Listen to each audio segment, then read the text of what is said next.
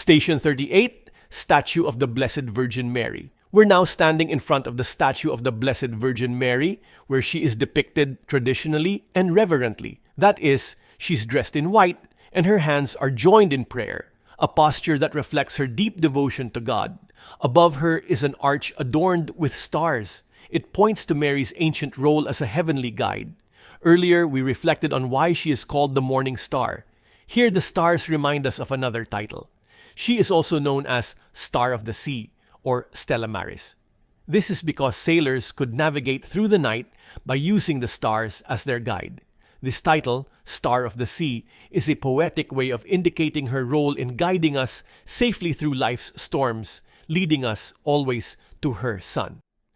High above the statue is a crown, symbolizing Mary's queenship. Now you might wonder, where does this idea come from? Is it just devotional language? Are we just being overly reverent?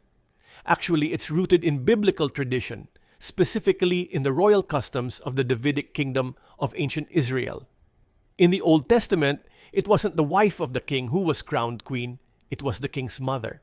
This was a practical decision, especially in societies where kings had multiple wives. We can only imagine what kind of quarrels the wives of the king had in claiming who would be queen.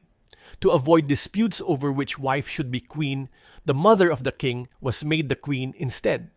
She was called the Gebirah, a Hebrew term meaning great lady. You'll notice in the books of Kings that whenever a new king is introduced, his mother is also named. Naming her is a sign of her importance in the kingdom. The queen mother was not just honored, she served as intercessor and advisor, with real influence and access to the king's authority.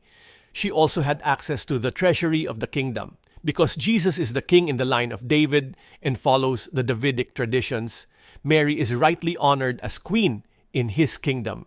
She intercedes for us, presenting our needs to her Son. She has access to the spiritual treasury of God's graces and commands the service of angels. But her queenship, like her Son's kingship, is a queenship of service. We see a perfect example of this in the Annunciation.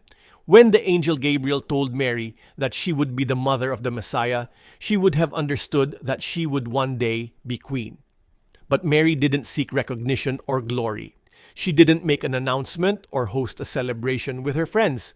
Instead, she went in haste to help her cousin Elizabeth and stayed with her until John the Baptist was born. Some traditions even suggest that Mary assisted in his birth. It's a beautiful reflection to hold in your heart when praying the second joyful mystery of the Rosary, the Visitation, reminding us that true greatness is found in humble service. There's one more detail to notice, the color of Mary's mantle. Today, we're used to seeing Mary depicted in blue, and that tradition can be traced back to a vision experienced by a Cistercian monk in the 13th century. In his dream, the monk was brought to heaven and saw Mary. He saw many monks there, but at one point he looked downcast. Mary asked him why he was sad, and he told her, "My lady, we Cistercians are devoted to you, but why don't I see any other Cistercians here?" Mary responded, "That's because they are under my mantle." She then opened her cloak and revealed many Cistercian monks sheltered beneath it. In the ancient Mediterranean world, a bridegroom would cover his bride with his cloak. It's a sign that he would protect something that belongs with him. In the monk's vision, Mary was revealing her maternal care for those who seek her by putting them under her mantle.